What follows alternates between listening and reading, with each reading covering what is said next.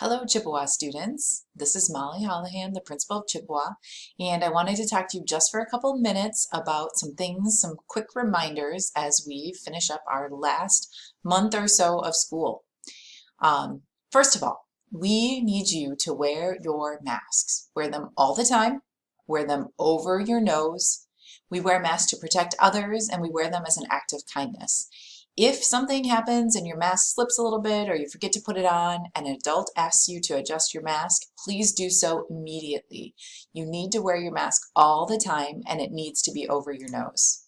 When you're at lunch, you need to sit at a green dot and you have to make sure you're at least 3 feet away from your classmates. If possible, eat outside, and when you're done eating, put your mask on back right away.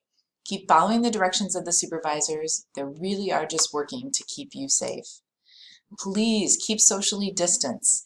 We have this new variant that is very contagious, and we don't want to put more students in quarantine. We've had over 140 students that have had to go into quarantine, and for a handful, some of them have had to do so twice.